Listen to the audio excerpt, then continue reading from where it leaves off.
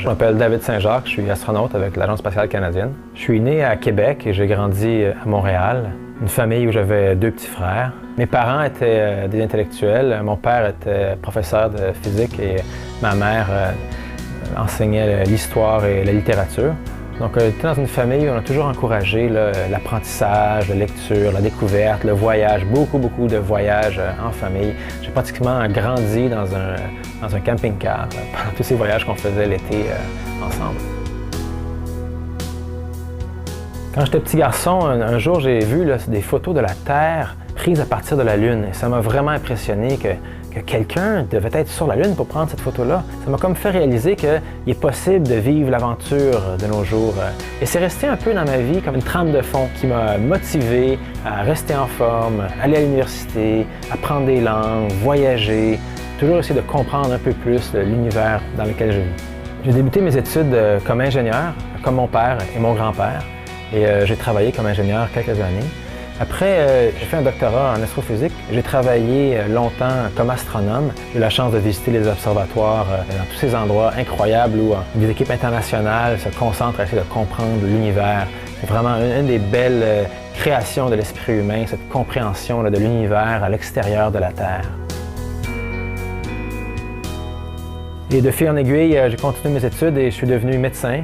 Et j'ai décidé de faire ma pratique de médecine familiale dans le Grand Nord du Québec, au Nunavik.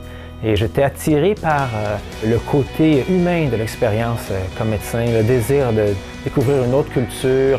Les Inuits qui habitent le Grand Nord du Québec, c'est vraiment une culture formidable à découvrir, des gens dont on a beaucoup à apprendre. Un collègue un jour est entré dans mon bureau en me disant « Hey David, on recrute des astronautes, tu devrais appliquer ». Et ça m'a surpris. Je ne pensais plus à ça depuis longtemps, mais soudainement, c'est comme si le monde avait arrêté de tourner. Il y a la voix d'un petit garçon dans ma tête qui me disait « Allez David, s'il te plaît, essaye! Ah, essaye! » C'était la voix du petit garçon que j'étais à l'époque. Et je me suis décidé, oui, je le dois à ce petit garçon-là, d'au moins essayer. Pendant 1 an, on a été testé sur tout ce qu'on peut tester. C'est-à-dire médicalement, physiquement, en termes intellectuels, en termes de personnalité, en termes d'aptitude, au pilotage, à la communication. À travers le processus de sélection, j'ai eu la chance de rencontrer des dizaines d'autres candidats, des gens formidables, d'horizons très variés, mais qui avaient en commun cet amour pour la forme spatiale, cette conviction que c'est une belle chose qui vaut la peine d'être poursuivie. Un des rôles importants qu'on a comme astronaute, c'est d'être des porte-paroles pour le programme spatial. On a la chance de pouvoir s'adresser aux enfants, aux étudiants à l'université, aux journalistes, au public en général, pour leur parler d'abord de ce métier d'astronaute qui est un peu mystérieux, et aussi pour leur expliquer l'importance du programme spatial canadien pour notre richesse nationale, pour nos connaissances, et ça nous permet aussi de motiver les jeunes à s'impliquer dans l'avenir du pays, pour faire du Canada un pays où il fait mieux vivre, où on est plus sain, où on est une vie plus confortable et plus sécuritaire.